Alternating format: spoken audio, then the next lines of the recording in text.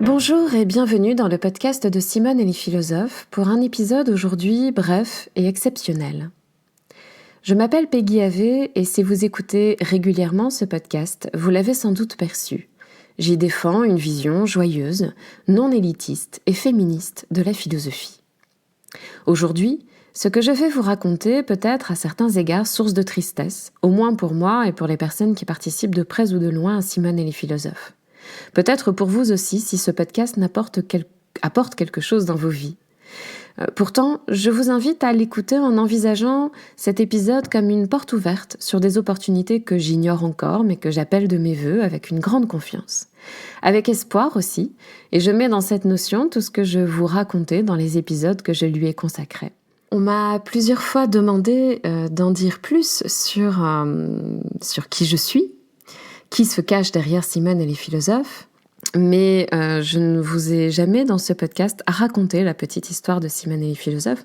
Alors je vais le faire de façon courte aujourd'hui, mais les difficultés ou l'incertitude de l'avenir de Simone et les philosophes créent l'occasion pour moi de vous prévenir, de vous dire ce qu'il en est et de faire un petit retour sur l'histoire de Simone et les philosophes.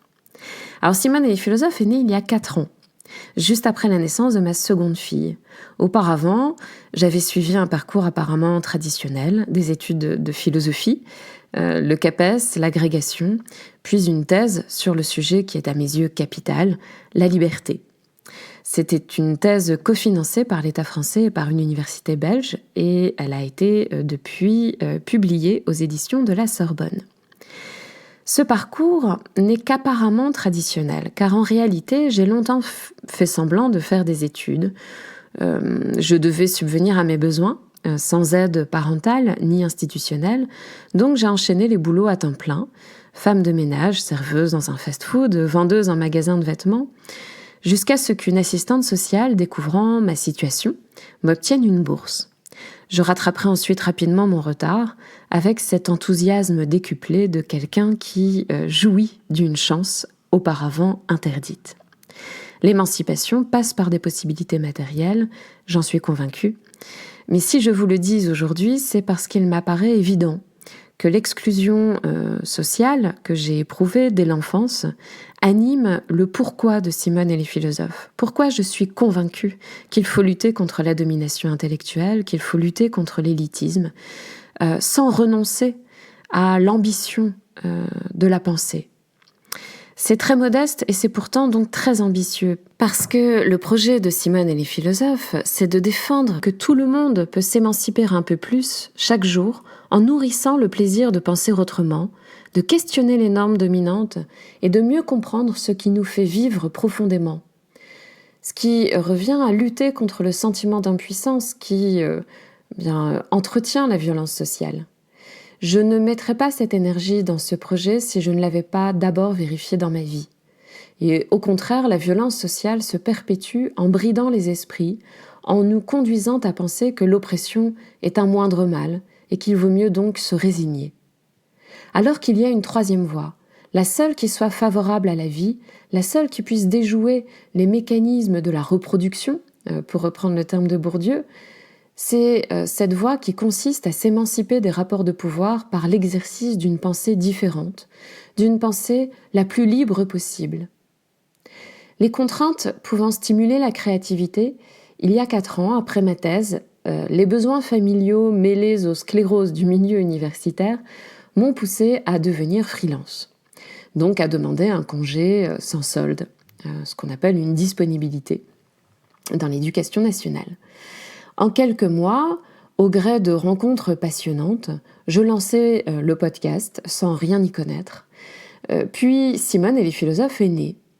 J'ai choisi ce nom pour bousculer la représentation exclusivement masculine de la philosophie, et aussi parce que ça sonnait comme un nom de groupe. Et c'est ce que le projet est devenu, une affaire collective. Avec les participants du séminaire, avec les membres du club de Simone, avec tous les coups de main qui ont apporté des pierres au site et au projet d'ensemble, j'ai eu l'occasion d'en raconter un peu plus sur le site et ailleurs. Je vous invite à naviguer sur le site pour en savoir un peu plus sur les briques qui se sont ajoutées au fur et à mesure des rencontres. Cette aventure humaine n'est pas finie, j'en suis certaine, mais elle ne se poursuivra que si elle en a les possibilités matérielles. Or, à l'instant où j'enregistre cet épisode, mes responsabilités familiales induites par des circonstances personnelles, que les féministes connaissent bien, ne me permettent plus de vous offrir des contenus sans de nouvelles sources de financement. J'ai investi un maximum pour maintenir l'indépendance économique de Simone et les philosophes, grâce aux adhésions du club, grâce au séminaire de Simone, grâce à quelques prestations et grâce au temps donné sans compter, avec le soutien d'une équipe qui encore aujourd'hui est motivée comme jamais. Mais nous avons besoin de vous, j'ai besoin de vous, si vous avez envie que Simone et les philosophes continuent de se développer. Alors, comment soutenir cette aventure ? Comment créer l'avenir de ce projet ? D'abord, c'est le moment opportun de me faire part de vos idées, tout simplement, de vos idées les plus concrètes. Si vous avez des suggestions, des pistes d'action, des projets qui peuvent s'entrelacer ici et soutenir matériellement la vie de Simone et les philosophes, écrivez-moi à simone@simoneetlesphilosophes.fr. Je ne prends pas le temps d'être très présente sur les réseaux sociaux, mais je répondrai à votre mail et je l'accueillerai avec joie. Ensuite, vous pouvez rejoindre le club de Simone. Cet été, le podcast prend des vacances, mais en rejoignant le club de Simone, vous aurez accès à un podcast privé dans lequel je vous partagerai des idées, des lectures, des moments chaque semaine. Et comme je vous le disais, les adhésions font la base actuellement insuffisante mais stable du projet. Enfin, restez aux aguets, car une campagne de crowdfunding est en cours de préparation pour financer l'écriture d'un livre cet été. Et c'est de cette écriture, justement, dont je vous tiendrai au courant dans ce podcast privé dont je viens de vous parler aussi. Je vous en dirai plus tout bientôt, mais là encore, si vous voulez être partie prenante de cette résidence d'écriture, si vous voulez m'aider à accomplir cette nouvelle étape, si vous avez envie de lire ce livre un jour, et même si vous avez envie d'aider à la campagne de crowdfunding, parce que je vous avoue que je ne m'y connais pas très bien, vous aurez la possibilité d'y contribuer. Alors là aussi, vous pouvez me contacter si vous voulez m'aider dans la campagne, ou vous serez informé dans 2 semaines de la mise en place de cette campagne et vous pourrez y contribuer à l'échelle de vos possibilités. Bien sûr. Je vous tiendrai informé donc de la suite dans 2 semaines.